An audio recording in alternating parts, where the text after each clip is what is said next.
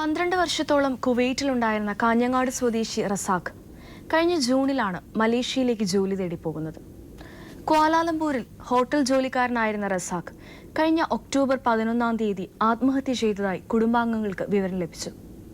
എന്നാൽ ഇതിന് തൊട്ടു മുൻപ് താൻ ആരെയോ ഭയപ്പെടുന്നതായി ഭാര്യ നസീമയോട് റസാഖ് പറഞ്ഞിരുന്നു. റസാഖിന്റെ അകാല വിയോഗത്തിന്റെ കാരണമന്വേഷിച്ചാണ് നസീമയും 2 കുട്ടികളും ഇന്ന് പ്രവാസ ലോകത്തിലെത്തിയിരിക്കുന്നത്. റസാഖിനെ കുറിച്ച് നമുക്ക് ഈ കുടുംബാംഗങ്ങളോട് വിശദമായി സംസാരിക്കാം. ഈ റസാഖ് മലേഷ്യ പോകാൻ കാരണം എന്താ? ഗൾഫിലല്ലേ ഇപ്പൊ സാധാരണ നമ്മളാളിലൊക്കെ പോകല്ലേ? അത് അവിടെ ബിസിനസ് ചെയ്യാന്ന് പറഞ്ഞിട്ടാണ് നമ്മളോട് പറഞ്ഞത്. അവിടെ കുവൈത്തിലൊരു ഫ്രണ്ട് ഉണ്ട്, അതുകൊണ്ട് ഞാൻ അവിടെ പോന്ന്. കുവൈത്തിലൊന്നും ശരിയാകുന്നില്ല എന്ന് പറഞ്ഞിട്ടാണ് മലേഷ്യയിലേക്ക്. കുവൈറ്റിന്നാണ് മലേഷ്യ പോയത്? അല്ല, ഇവിടെ വന്നിട്ട് ഉംറക്ക് പോയിട്ട് നാട്ടിൽ വന്നിട്ട് 6 മാസം ഉണ്ടായിന്. പിന്നെ ഉംറക്ക് പോയിട്ട് നേരെ മലേഷ്യയിലേക്ക് പോയതാണ്. അപ്പോൾ പിന്നെ അവിടുന്ന് നമ്മളോട് വിളിച്ചു പറഞ്ഞത് റസാഖിനെന്തോ ഉടമ്പ് ശരിയില്ല, ഒരു തമിഴനാന്ന് വിളിക്കുന്നത്, പിന്നെ എന്തെല്ലോ പറയുന്നുണ്ട് എന്നെല്ലാം പറഞ്ഞ് നമ്മളോട് വിളിച്ച്. അപ്പോൾ നമ്മളൊക്കെ തമിഴ് അറിയാത്തതുകൊണ്ട് ഹിന്ദിയിൽ സംസാരിക്കാൻ അറിയോ വെച്ചത്. അപ്പോൾ നമ്മളൊരു ബന്ധു ഉണ്ടായി. അപ്പോൾ എൻ്റെ കയ്യിൽ കൊടുത്തപ്പോൾ അവന് സുഖമില്ലെങ്കിൽ നിങ്ങൾ കയറ്റി വിട്, അല്ലെങ്കിൽ ഒരു ഹോസ്പിറ്റലിൽ കാണിക്കും, ഞങ്ങൾ എയർപോർട്ടിലേക്ക് കൂട്ടാൻ പോയിക്കോളാം അറിഞ്ഞു. അപ്പോൾ അയാൾ ചോദിച്ചു നിങ്ങളെ നാട്ടിൽ നിന്ന് ആരെങ്കിലും അങ്ങോട്ടേക്ക് വരാനുണ്ടോ എന്ന്. അപ്പോൾ എനിക്ക് വിസ ഉണ്ട് പറഞ്ഞു. ഞങ്ങൾക്ക് വരാൻ മലേഷ്യയിലേക്ക് വിസ ഉണ്ട്, ഞാൻ വന്നാൽ മതി ചോദിക്കുമ്പോൾ അവർ വേറെ ആരെങ്കിലും വരാനുണ്ടോ? അപ്പോൾ ആരും വരാനില്ല, നിങ്ങൾ ഇങ്ങോട്ടേക്ക് കയറ്റി അയച്ചേ, സുഖമില്ലെങ്കിൽ ഒരു ഹോസ്പിറ്റലിൽ എന്ന് പറഞ്ഞു. അങ്ങനെ പറഞ്ഞിട്ട് അവർ കട്ട് ചെയ്തിട്ട് കുറച്ച് കഴിയുമ്പോൾ പിന്നെയും വിളിച്ചിട്ട് ഞാൻ അയാളോട് പറഞ്ഞു ഞങ്ങൾക്ക് വരാൻ പറ്റുമോ? അപ്പോൾ സുഖമില്ലെങ്കിൽ ഞാൻ അങ്ങോട്ട് വരാറുമ്പോൾ അയാൾ പറഞ്ഞു വേണ്ട, അങ്ങ് 3 ദിവസം കഴിഞ്ഞിട്ട് കയറ്റിയേക്കാം, 3 ദിവസം കൊണ്ട് നമുക്ക് കയറ്റിയേക്കാറുണ്ട്. പിന്നെ കുറച്ച് കഴിയുമ്പോൾ ഉപ്പാനെ വിളിച്ചേനെ. അവൻ ഇപ്പം എനിക്കൊന്നുമില്ല, ശരിയുണ്ട്, ഞാനിപ്പോൾ ഇവിടെ ജോലി എടുക്കുന്നുണ്ട്, ഞാൻ പിന്നെ വിളിക്കാറ്. പിന്നെ ഒരു 5 മണിക്ക് ആദ്യമൊരു ഫോൺ വന്ന് നിങ്ങൾ ഒന്ന് കമ്പി അടിക്കോ, റസാഖിന് നല്ലോണം സുഖമില്ല അറിഞ്ഞിട്ട് നമ്മളോട് പറഞ്ഞു. അത് വിളിക്കുന്ന മദ്രാസിൽ നിന്നാണ്, അതും തമിഴ് പറയുന്ന ആൾ തന്നെ. നിങ്ങളൊന്നൊരു കമ്പി അടിക്ക്, റസാഖിന് സുഖമില്ല എന്നിട്ട് ഞാൻ കുറച്ച് കഴിയുമ്പോൾ ആദ്യമേ വിളിച്ചു മലേഷ്യയിലേക്ക്. അപ്പം ഞാൻ പറഞ്ഞു എന്നൊന്നുമില്ല, എനിക്ക് സുഖേടൊന്നുമില്ല, എനിക്കെന്തോ എന്നാരോ കൊല്ലാൻ വരുന്ന പോലെയുണ്ട്, എനിക്കൊരു പേടിയാന്ന്. അപ്പോൾ ഇയാൾക്ക് അങ്ങനെ ഒരു പേടിക്കുന്ന ഒരു സ്വഭാവങ്ങളോ അങ്ങനത്തെ ഒന്നും ലേടമാണെങ്കിലും പോകാനോ എല്ലാത്തിനും നല്ലൊരു ധൈര്യമില്ല ആളാന്ന്. അപ്പം നമ്മൾ വിചാരിച്ച് നാട്ടിലേക്ക് വരുന്നത് കൊണ്ട് വരാൻ വേണ്ടിയിട്ട് അങ്ങനെ എന്തെങ്കിലും പറയുന്നതായിരിക്കും, നമ്മളെ മനസ്സിൽ അങ്ങനെയാണ് തോന്നിയത്. പിന്നെ ഈ തമിഴൻ എന്നോട് വിളിച്ചിട്ട് ഉടമ്പ് ശരിയില്ല പറയുന്നു. ഇവർ വിളിച്ചിട്ട് പറയുന്നത് എനിക്ക് നല്ല ഇതുണ്ട്, ഞാനിവിടെ ജോലി എടുക്കുന്നുണ്ട്. രാത്രി അവളോട് സംസാരിച്ച് എപ്പോഴും 6 മണിയാകുമ്പോൾ നമുക്ക് വിളിക്കും. അതുപോലെ വിളിച്ച് ഞായറാഴ്ച രാവിലെയും വിളിച്ച് ഞായറാഴ്ച രാവിലെ വിളിക്കുമ്പോൾ എനിക്ക് ഇവിടെ എന്തോ ഒരു പ്രശ്നമുണ്ട്, അത് കഴിഞ്ഞിട്ടായിട്ട് ഞാൻ വിളിക്കാറുണ്ട്. പിന്നെ ഒരു 8 മണി നമ്മൾ ഇവിടുത്തെ നാട്ടിൽ 8 മണിക്ക് മോളെ മൊബൈലിൽ വാട്സപ്പിലുണ്ട് തൂങ്ങിയ ഫോട്ടോ അവരിട്ടിട്ട്, പിന്നെ പാപ്പ മരിച്ചു പോയി എന്ന് പറഞ്ഞിട്ട് മോളെ വാട്സപ്പിലാന്നിട്ട്. അപ്പോൾ നമ്മൾ പറയും നീ മോളാണെന്ന് എങ്ങനെ ഈ ഫോണെന്ന് അവർക്ക് മനസ്സിലായി നമ്പർ. അവർ പെണ്ണുങ്ങൾക്ക് മാത്രമാണ് വിളിച്ചത്. ഒന്ന് എനിക്ക് വിളിച്ചിട്ട് എന്നോട് പറഞ്ഞു റസാഖ് മൗത്തായിപ്പോയി, ഞങ്ങൾ ഇവിടെ തന്നെ മയ്യത്ത് അടക്കുന്നത്. പിന്നെ നമ്മളോടൊരു നിങ്ങൾക്കൊരു ബന്ധുക്കളുണ്ടോ, അല്ലെങ്കിൽ മലേഷ്യയിൽ നിങ്ങൾക്ക് ബന്ധുക്കളുണ്ടോ, ഇങ്ങനെയൊന്നൊരു ചോദിക്കലോ ഒന്നുമില്ല. അവർ ഒരേ എടുത്ത പാടെ അയാൾ എന്നോട് പറഞ്ഞു അബ്ദുൾ റസാഖ് മൗത്തായിപ്പോയി, നമ്മൾ ഇവിടെ തന്നെ ഒന്ന് മയ്യത്ത് അടക്കുന്നത്. അപ്പോൾ ഞാൻ ബോധം ഇല്ലാതായി. പിന്നെ മോൾക്ക് 2 ദിവസം ഹോസ്പിറ്റലിലായി. ഈ തൂങ്ങിയ ഫോട്ടോ ഇട്ടത് മോളെ വാട്സപ്പിലാണ്. പിന്നെ ഒരാളും അറിയുന്നില്ല, ഒരാണുങ്ങൾക്ക് അവർ ഫോൺ വിളിക്കുന്നില്ല. നമ്മൾ പിന്നെ അങ്ങോട്ട് വിളിച്ചപ്പോൾ അവർ ആരും ഫോൺ എടുക്കുന്നില്ല. ഇത് നമുക്ക് അറിയണ്ട എങ്ങനെ മരണപ്പെട്ടോ, എവിടെ ഇല്ലത്, ഏത് സ്ഥലത്താണെന്നില്ലത്, ഹോസ്പിറ്റലിലാണ് എന്തെന്ന് അറിയാൻ വേണ്ടി നമ്മൾ വിളിക്കുമ്പോൾ ഈ വിളിച്ച ആളുകൾ ഫോൺ എടുക്കുന്നില്ല, ആര് വിളിച്ചാലും എടുക്കുന്നത്. അങ്ങനെ ഇവർ അനുജന് ഗൾഫിൽ നിന്ന് മലേഷ്യയിൽ വേറെ സംഘാടനക്കാരുമായിട്ട് ബന്ധപ്പെട്ടിട്ട് അവർ പോകുമ്പോഴേക്കും പോസ്റ്റ്മോർട്ടമെല്ലാം ചെയ്തിട്ട് കഴിഞ്ഞു. പക്ഷെ അവർ നമ്മളോട് ചോദിക്കുന്നില്ല പോസ്റ്റ്മോർട്ടം ചെയ്യണോ, നിങ്ങൾക്ക് നാട്ടിൽ കൊണ്ടുവരാൻ ആളുണ്ടോ, ഇങ്ങനെയുള്ളൊരു ചോദ്യം അവരടുത്തുനിന്ന് ഇല്ല. പിന്നെ ഈ സംഘാടനക്കാർ വന്നിട്ട് മയ്യത്ത് ഇവിടെ കൊണ്ടുവന്നിന്. പക്ഷെ മയ്യത്ത് ഞാൻ കണ്ടിട്ടില്ല, കുട്ടികളുണ്ട്, ഞങ്ങൾക്ക് ബോധമില്ലാത്തത് കൊണ്ട് കണ്ടില്ല. രാത്രി ഇല്ല, അവർ രാത്രി 2 മണിക്കാണ്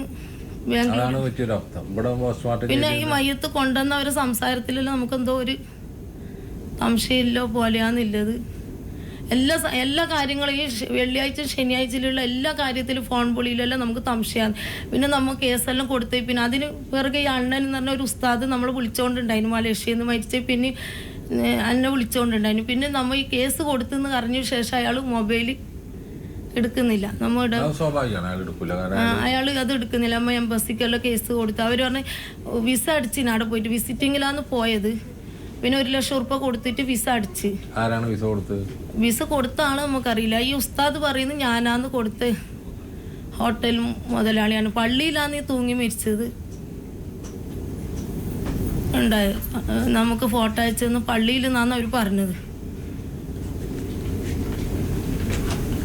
അപ്പോൾ ഫോട്ടോത്തിൽ കാണുമ്പോൾ നമുക്കൊരു സ്വയം ബോഡി കൊണ്ടുവന്നത് ഉപ്പാന്റെ പേരിലുള്ളതല്ല, വേറൊരാളെ പേരിലാണ് ഈ ബോഡി കൊണ്ടുവന്നത് നാട്ടിലേക്ക്. അത് അവര് പറയുന്നു, ഭർത്താവിന്റെ വീട്ടുകാർ പറയുന്നു ഈ ബോഡി കൊണ്ടുവന്നത് റസാഖിച്ചാന്റെ പേരിലല്ല, പിന്നെ ആ വിസ കള്ള വിസയാണ്. അങ്ങനെ എംബസിയിൽ നിന്ന് ഒരു കള്ള വിസ അടിച്ചു കൊടുക്കൂലല്ലോ. പാസ്പോർട്ടെല്ലാം നമുക്ക് കൊണ്ടുവന്നിട്ടുണ്ട്. എംബസിക്ക് അതെല്ലാം അയച്ചു കൊടുക്കാൻ വേണ്ടിയിട്ട് അയച്ചു കൊടുത്തിട്ടുണ്ട്. ഇത് എന്ത് ഈ നിഗൂഢത ഇല്ലത് എന്തെന്ന് നമുക്ക് മനസ്സിലാവുന്നില്ല. എന്നെ കൊണ്ട് എന്താ ഉദ്ദേശിക്കുന്നത്? ഞങ്ങൾക്ക് ഇതിന്റെ സത്യാവസ്ഥ അറിയണം. എന്താ വെച്ചാൽ ഇയാൾക്ക് സമ്മതനില തെറ്റാൻ ഒരു നിമിഷം കൊണ്ട് ഒരാൾക്ക് സമ്മതനില തെറ്റൂലല്ലോ. ഒരു നിമിഷത്തേക്കാണ് അവർ വിളിച്ചിട്ട് പറയുന്നത് ഇയാൾക്ക് സമനില തെറ്റി. പക്ഷെ ആ സമനില തെറ്റിയ പോലെ നമ്മളോട് സംസാരിക്കുന്നില്ല. അങ്ങനെയെങ്കിലല്ലേ നമുക്ക് മനസ്സിലാക്കാൻ പറ്റും. നമ്മളോട് നല്ല രീതിയിൽ എപ്പോഴും സംസാരിക്കുന്ന പോലെ തന്നെ. കൊണ്ടുപോയ ആളെ പേരറിയോ? കൊണ്ടുപോയത് ഇവിടുന്ന് ട്രാവൽസിൽ ഒരു വിസിറ്റിങ്ങിലാണ് പോയത്. ആടുന്ന് വിസ അടിച്ചു കൊടുത്തതാണ് അവര്. ഒരു ജോലി ഒരു തമിഴ് മദ്രാസിൽ അയാൾ പേരിലേക്ക് ഞാൻ 40,000 രൂപ അയച്ചു കൊടുത്തിട്ടുണ്ട്. വിസ എൻ്റെ പൈസ ബാക്കി എല്ലാം കൊടുത്തിട്ടുണ്ട് ഞാൻ. പിന്നെ മദ്രാസിൽ നിന്ന് വിളിച്ച നമ്പറുകളെല്ലാം DGP അഡ്വക്കേറ്റ് വഴിക്കാണോ കൊടുത്തുള്ളത്? അഡ്വക്കേറ്റ് വഴിക്കാണ്. നല്ല വക്കീലാണ് അല്ലേ? നമുക്ക് നമ്മളൊരു കുടുംബ ഫാമിലി ആയിട്ടില്ല. എല്ലായിടത്തും കൊടുത്തിന്. മലേഷ്യയിൽ ഇപ്പോൾ അവർ ആ ഫോട്ടോകളെല്ലാം അയച്ചു കൊടുക്കാൻ പറഞ്ഞിട്ട് വീണ്ടും നമുക്ക് എഴുത്തു വന്നിന്. അതെല്ലാം അയച്ചു കൊടുത്തിട്ടുണ്ട്. അവർക്ക് ആർക്കും ഈ തൂങ്ങിയ ആർക്കും ഈ തൂങ്ങിയ ഫോട്ടോ കിട്ടിയിട്ടില്ല എന്ന് അവർ പറയുന്നു. ആ തൂങ്ങിയ ഫോട്ടോ കണ്ടു കഴിഞ്ഞാൽ ഇനി ഏതൊരാൾക്കും മനസ്സിലാവും അത് തൂക്കിയതാണെന്നില്ല, സ്വയമായിട്ട് തൂങ്ങിയവരതല്ല എന്നുള്ളത്. മലേഷ്യയിലെ പ്രേക്ഷകരോടും പ്രവാസലോകം പ്രവർത്തകരോടും അവരുടെ ഭാര്യ പറയുന്ന സംശയം നമുക്കും തോന്നാം, എന്തുകൊണ്ട് അദ്ദേഹം തൂങ്ങി മരിച്ചു. അപ്പോൾ ഈ കാര്യങ്ങൾ വെളിപ്പെടുത്തേണ്ടത് എംബസിയാണ്. അതുപോലെ പ്രവാസലോകം പ്രവർത്തകർ അവിടെ ഉള്ളവർ ഇദ്ദേഹത്തിൻ്റെ മരണകാരണം അന്വേഷിക്കുകയും ഈ കുടുംബത്തെ അറിയിക്കുകയും ചെയ്യാം. നഷ്ടപ്പെട്ടു പോയി. പക്ഷേ ഇനി മറ്റൊരാൾക്ക് ഇത്തരത്തിലുള്ള സംഭവങ്ങൾ ഇല്ലാതിരിക്കണം. ഈ കുടുംബത്തിന് അത്തരത്തിൽ എന്തെങ്കിലും കോമ്പൻസേഷൻ കിട്ടാനുണ്ടെങ്കിൽ അത് കിട്ടുകയും വേണം.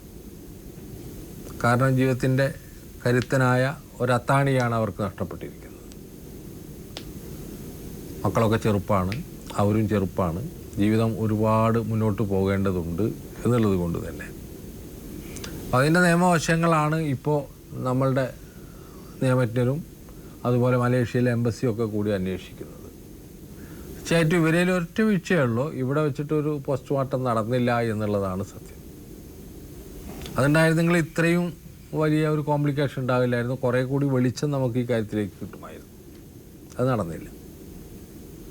എന്തായാലും ഇതിൻ്റെ സത്യാവസ്ഥ അറിയാൻ വേണ്ടിയിട്ടാണ് റസാഖിൻ്റെ ഭാര്യയും മക്കളും വന്നിട്ടുള്ളത്. മറ്റൊന്നും നമുക്കിപ്പോൾ സാധ്യമല്ലല്ലോ. ഞങ്ങളെക്കൊണ്ടാവുന്ന വിധത്തിൽ നിങ്ങളെ സഹായിക്കും എന്ന കാര്യത്തിൽ ഞങ്ങൾ ഉറപ്പ് തരികയാണ്. മലേഷ്യയിലുള്ള ഞങ്ങളുടെ സുഹൃത്തുക്കളും പ്രവർത്തകരും ഈ വിഷയത്തെക്കുറിച്ചിട്ട് കൃത്യമായി അന്വേഷിച്ചിട്ട് നിങ്ങൾക്കൊരു വിവരം തരുന്നതാണ്. അതുപോലെ എംബസി ഇത്തരത്തിൽ നിങ്ങൾക്ക് വേണ്ടുന്ന എല്ലാ സഹായങ്ങളും ലഭിക്കും എന്നുള്ള പ്രത്യാശയോടുകൂടി ഞാൻ നിങ്ങളെ അയക്കുകയാണ്. ഇതാണിപ്പോൾ നമുക്കിതിൽ പറയാനുള്ളത്. മനസ്സിലായ? മക്കൾക്ക് മനസ്സിലായ? എത്രയേ ഉള്ളൂ. നിങ്ങളുടെ ദുഃഖം നമുക്ക് മനസ്സിലാവും. പക്ഷേ നമുക്കൊന്നും മറ്റുള്ളവരുടെ പോലെ അവിടെ ഒളിച്ചിരിക്കുകയൊന്നുമല്ലല്ലോ. എന്നേക്കുമായ അപ്രത്യക്ഷമായ ഒരാളെ കുറിച്ചിട്ട് നിങ്ങളുടെ മുന്നിലൂടെ തന്നെയാണ് അദ്ദേഹം അപ്രത്യക്ഷമായി പോയത്. നമുക്ക് നോക്കാം.